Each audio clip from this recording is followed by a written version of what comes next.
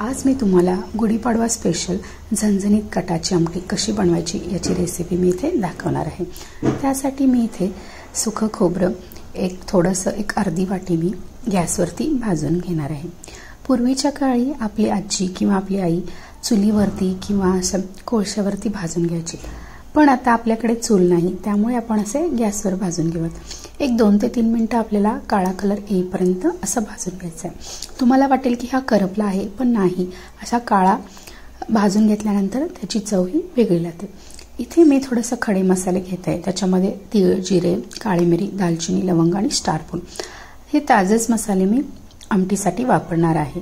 याच्यामध्ये कोणत्याही प्रकारचा मी गरम मसाला किंवा किचन किंग मसाला असं काही मी वापरणार नाही।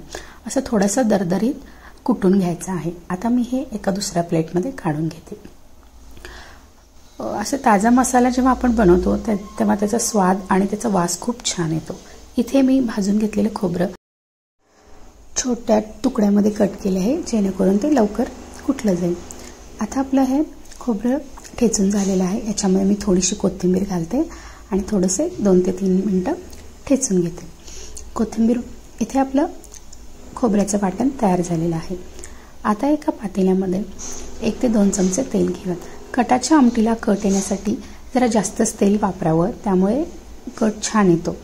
आता याच्यामध्ये मी 1 चमचा मोहरी घालते, जिरे घालते आणि 7 ते 8 कढीपत्ता आणि आलं लसूण पेस्ट टाकून घेते। हे थोडंसं तेलात गरम होऊ देऊया। लसणाचा कलर बदलेपर्यंत आपल्याला थोडंसं फिरवून घ्यायचं आहे। हे बघा, सतत हलवत राहूयात जेणेकरून ते करपणार नाही। ही कोल्हापूर साईडला अशीच आमटी केली जाते, तीच पद्धत मी तुम्हाला इथे दाखवत आहे। इथे मी खोबऱ्याचं जो वाटण बनवला होता तो याच्यामध्ये टाकलेला आहे।